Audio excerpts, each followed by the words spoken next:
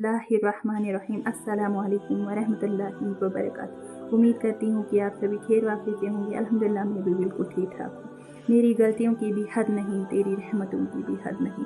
न मेरी खता का शुमार है, न तेरी खता का शुमार है। अल्लाह सुब्हान व तआला से दुआ है आपको जिस चीज़ की बेहद ज़रूरत है वो अता करे और आपको अपने हिफ्ज़ व ईमान में रखे। आमीन या रब्बुल आलमीन। कम से कम एक बार अस्तग़फिरुल्लाह रब्बी मिन कुल्लि ज़ंबिन व अतूबु इलैहि कहकर नीचे कमेंट में डाल लिख दीजिएगा। आज मैं आपके साथ एक ऐसी मिरेकल स्टोरी सुनाने जा रही हूँ अस्तग़फिरुल्लाह की रिलेटेड, बहुत ही खूबसूरत, हमारी प्यारी सी उस्तादा ने की जिसने हमारे साथ शेयर की थी। तो आप अगर गौर से सुनेंगे और अपनी मिरेकल स्टोरी भी कमेंट सेक्शन में ज़रूर शेयर कीजिएगा। सुनो, ये मामूली सी उस्तादा नहीं है, आलिमा, फालिजा एंड हाफिज़ा है। वो कहती है कि मेरी डिलीवरी हुई थी तो सिजेरियन हुआ था, यानी ऑपरेशन था।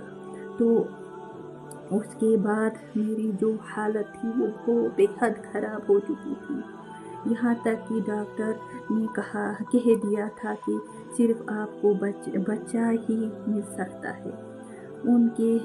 उनका एक टेस्ट बहुत ही ख़राब था। तो जब उनको होश आया तो उन्होंने इस टेस्ट के बारे में एक नर्स से बातें करते हुए सुना।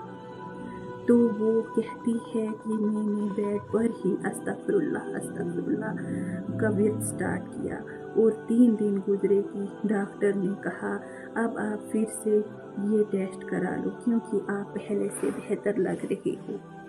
तो उन्होंने टेस्ट कराया तो काफ़ी फ़र्क पड़ गया था। वो कहती है डॉक्टर्स ने कहा कि 2 महीने लग सकते हैं ठीक होने में, मगर उन्होंने अस्तग़फिरुल्लाह जारी रखा अपने ज़ुबान पर। और फिर जब टेस्ट किया तो डॉक्टर्स परेशान हो गए कि ये सब कैसे हुआ, इट्स मिरेकल।